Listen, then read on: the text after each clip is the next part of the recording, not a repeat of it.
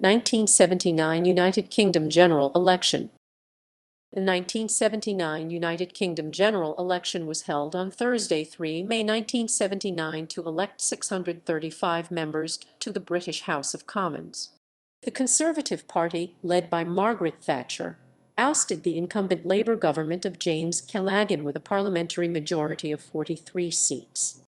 The election was the first of 4 consecutive election victories for the Conservative Party, and Thatcher became the United Kingdom's and Europe's first elected female head of government, marking the beginning of 18 years in government for the Conservatives and 18 years in opposition for Labour. Unusually, the date chosen coincided with the 1979 United Kingdom local elections. The local government results provided some source of comfort to the Labour Party UK, who recovered some lost ground from local election reversals in previous years, despite losing the general election. The parish council elections were pushed back a few weeks. The previous parliamentary term had begun in October 1974, when Harold Wilson led Labour to a majority of 3 seats, 7 months after forming a minority government following a hung parliament and the failure of Edward Heath's Conservative government to form a coalition with the Liberals. Wilson had previously led the party in government from October 1964 to June 1970, and had served as party leader since February 1963. However, after just 2 years back in Downing Street, he had resigned as Prime Minister and was succeeded by James Callaghan, and within a year the government's narrow parliamentary majority had gone. Callaghan made agreements with the Liberals and later the Ulster Unionists, as well as the Scottish and Welsh nationalists, in order to remain in power. This pact lasted until July 1978. However, on 28 March 1979, following the defeat of the Scottish devolution referendum, Thatcher tabled a motion of no confidence in Callaghan's Labour government, which was passed by just one vote, 311 to 310, triggering a general election 5 months before the end of the government's term. The Labour campaign was hampered by a series of industrial disputes and strikes during the winter of 1978-79, known as the Winter of Discontent, and the party focused its campaign on support for the National Health Service and full employment. After intense media speculation that a general election would be held before the end of 1978, Callaghan had announced early in the autumn of that year that a general election would not take place that year, having received private polling data which suggested a parliamentary majority was unlikely. The Conservative campaign employed the advertising agency Saatchi and pledged to control inflation as well as curbing the power of the trade unions. The Conservatives also ran their campaign on the theme that Labour isn't working. Unemployment reached a 40-year high of 1.5 million during 1978. The Liberal Party was damaged by allegations that its former leader, Jeremy Thorpe, had been involved in a homosexual affair and had conspired to murder his former lover. The Liberals were now being led by David Steele, meaning that all 3 major parties entered the election with a new leader. The election saw a 5.2% swing from Labour to the Conservatives, the largest swing since the 1945 election, which Clement Attlee won for Labour. Margaret Thatcher became Prime Minister, and Callaghan was replaced as Labour leader by Michael Foot in 1980. Results for the election were broadcast live on the BBC and presented by David Dimbleby and Robin Day, with Robert Mackenzie on the swingometer, and further analysis provided by David Butler. It was the first general election to feature Rick Wakeman's song Arthur during the BBC coverage. Because of the anemic economic and social backdrop in this election, it presaged the 1980 United States presidential election, which occurred in 18 months later, in which, under similar circumstances, incumbent U.S. President Jimmy Carter, like James Callaghan, was also defeated by Republican challenger Ronald Reagan. Future Prime Minister John Major, who went on to succeed Thatcher in November 1990, entered Parliament at this election, retaining the Huntingdon seat in Cambridgeshire for the Conservatives. Jeremy Thorpe, Shirley Williams and Barbara Castle were all among the members of Parliament who resigned or lost their seats. Timeline. After suffering a vote of no confidence on 28 March 1979, Prime Minister James Callaghan was forced to announce that he would request a dissolution of Parliament to bring about a general election. The key dates were as follows. Background. Britain's economy during the 1970s was so weak that Labour Minister James Callaghan warned his fellow cabinet members in 1974 of the possibility of a breakdown of democracy, telling them, "If I were a young man, I would emigrate."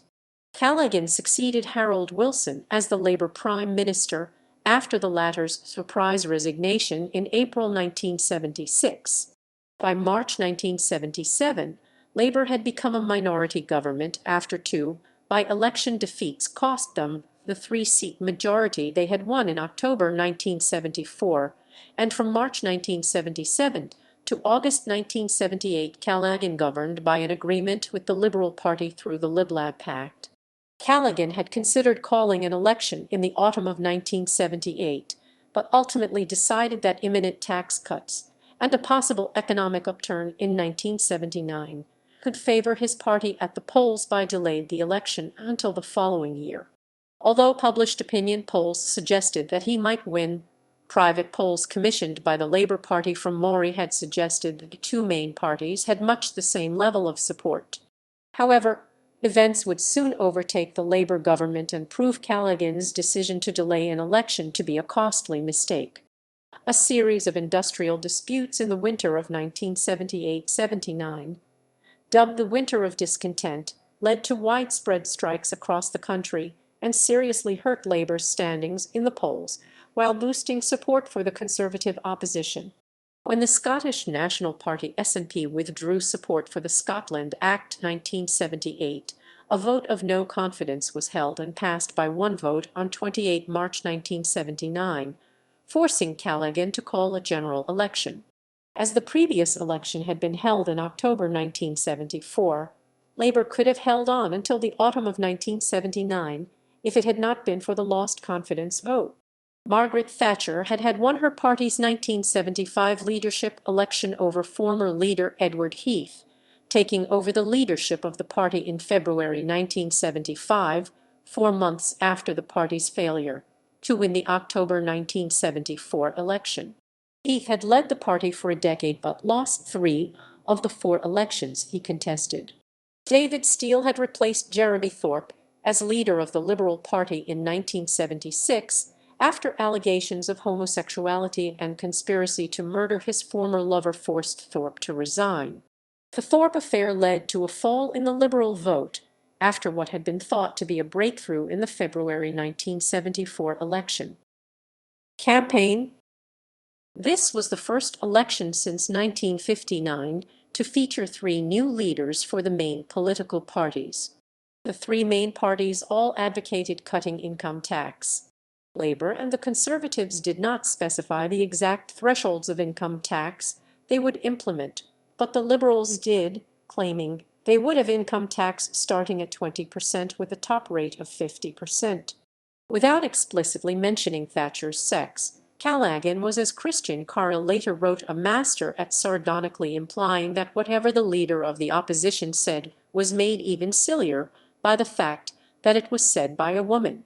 Thatcher used the tactics that had defeated her other male opponents, constantly studying, sleeping only a few hours a night, and exploiting her femininity to appear as someone who understood housewives' household budgets.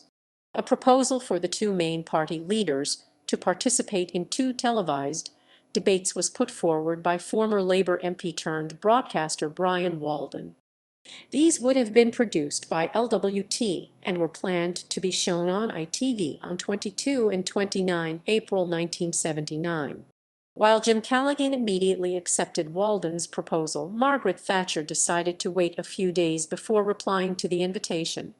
According to the Glasgow Herald, some of Mrs. Thatcher's advisers were concerned that she had more to lose from such debates, fearing that it would lead to a presidential-style her or me campaign, which would see policy issues become of less importance. However, it was also reported that the danger of decoupling was that Mrs. Thatcher would be charged by Labour as being scared to face the Prime Minister. At the insistence of the Liberals, their leader David Steele was also invited by LWT to take part and accepted the offer. However, Mrs. Thatcher declined the offer to take part, saying that the election was for a government, not a president, which meant that the debates did not go ahead. Labour. The Labour campaign reiterated their support for the National Health Service and full employment and focused on the damage they believed the Conservatives would do to the country. In an early campaign broadcast, Callaghan asked, "The question you will have to consider is whether we risk tearing everything up by the roots." Towards the end of Labour's campaign, Callaghan claimed a Conservative government would sit back and just allow firms to go bankrupt and jobs to be lost in the middle of a world recession, and that the Conservatives were too big a gamble to take. The Labour Party manifesto, "The Labour Way is the Better Way," was issued on 6 April. Callaghan presented 4 priorities. We must keep a curb on inflation and prices. We will carry forward the task of putting into practice the new framework to improve industrial relations that we have hammered out with the TUC. We give SIC a high priority to working for a return to full employment. We are deeply concerned to enlarge people's freedom, and we will use Britain's influence to strengthen world peace and defeat world poverty. Conservatives. The Conservatives campaigned on economic issues, pledging to control inflation and to reduce the increasing power of the trade unions who supported mass strikes. They also employed the advertising agency Saatchi, and Saatchi, who had created the Labour Isn't Working poster. The Conservative campaign was focused on gaining support from traditional Labour voters who had never voted Conservative before, first-time voters, and people who had voted Liberal in 1974. Thatcher's advisers, Gordon Rees and Timothy Bell, coordinated their presentation with the editor of The Sun, Larry Lamb.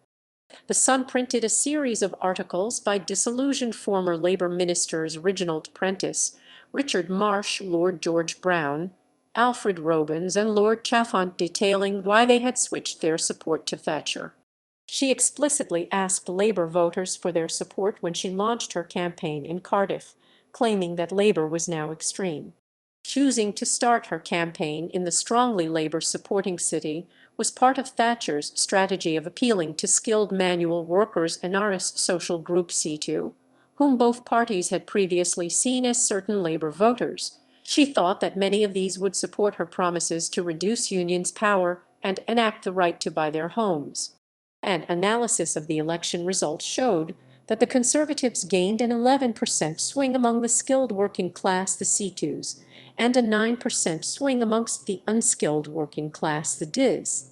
Thatcher's stance on immigration in the late 1970s, following the vast immigration from Asian and Afro-Caribbean nations during the 1950s and 1960s, was perceived as part of a rising racist public D.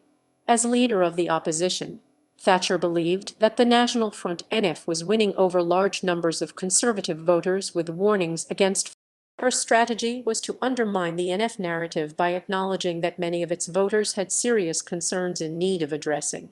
The National Front had a relatively small following and did not win any seats in Parliament. Thatcher criticized Labour immigration policy in January 1978, with the goal of attracting voters away from the NF and to the Conservatives. Her rhetoric was followed by an increase in Conservative support at the expense of the NF. Critics on the left reacted by accusing her of pandering to racism. Sociologists Mark Mitchell and Dave Russell responded that Thatcher had been badly misinterpreted, arguing that race was never an important focus of Thatcherism.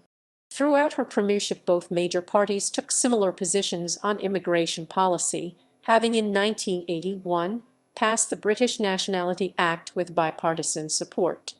No policies aimed at restricting immigration were passed or proposed by her government, and the subject of race was never highlighted by Thatcher in any of her major speeches as Prime Minister. The Conservative manifesto, drafted by Chris Patten and Adam Ridley and edited by Angus Maud, reflected Thatcher's views and was issued on 11 April. It promised 5 major policies: to restore the health of our economic and social life by controlling inflation and striking a fair balance between the rights and duties of the trade union movement, to restore incentives so that hard work pays, success is rewarded, and genuine new jobs are created in an expanding economy, to uphold Parliament and the rule of law, to support family life by helping people to become homeowners, raising the standards of their children's education, and concentrating welfare services on the effective support of the old, the sick, the disabled, and those who are in real need, and to strengthen Britain's defenses and work with our allies to protect our interests in an increasingly threatening world. Opinion polling results. In the end, the overall swing of 5.2% was the largest since 1945 and gave the Conservatives a workable majority of 43 for the country's first female prime minister. The Conservative victory in 1979 also marked a change in government, which would continue for 18 years, including the entire 1980s until the Labour victory of 1997. It marked a period of political stability in the United Kingdom, following 4 changes of government in the space of 15 years. The SNP saw a massive collapse in support, losing 9 of its 11 MP. The Liberal Party had a disappointing election. Its scandal-hit former leader Jeremy Thorpe lost his seat in North Devon to the Conservatives. Votes summary. Seats summary. Incumbents defeated,